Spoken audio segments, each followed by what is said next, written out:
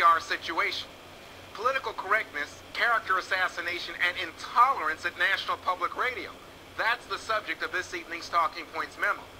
As many of you know, after 10 years of being a loyal employee, NPR fired me for expressing the fear I now feel after 9/11 when I see people in Muslim garb getting on an airplane.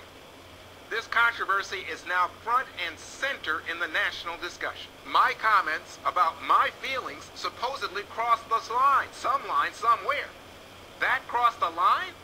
But let me tell you what you can say on National Public Radio without losing your job. Nina Totenberg wished that Senator Jesse Helms and his grandchildren would get AIDS. I said would get AIDS. She's still working there. A so-called humorist on NPR said the world would be a better place if 4 million Christians evaporated.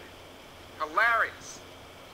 And calling millions of members of the Tea Party movement a sexual pejorative, teabaggers, won't get you in hot water either.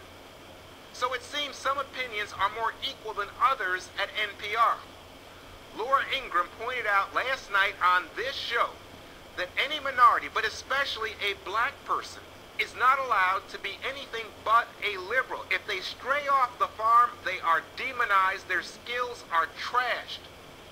I used to think the left wing was the home of tolerance, open-mindedness, respect for all viewpoints, but now I've learned the truth the hard way. You see, NPR didn't just fire me. Its CEO, Vivian Schiller, also leveled a vicious smear against me yesterday. Juan feels the way he feels. That is not for me to pass judgment on. That is really his feelings that he expressed on Fox News are really between him and his, psychiatrist or his publicist or take your pick.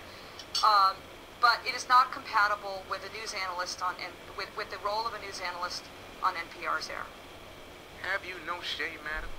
You and your far-left mob fired me. Wasn't that enough for you? Do you have to try to assassinate my character too?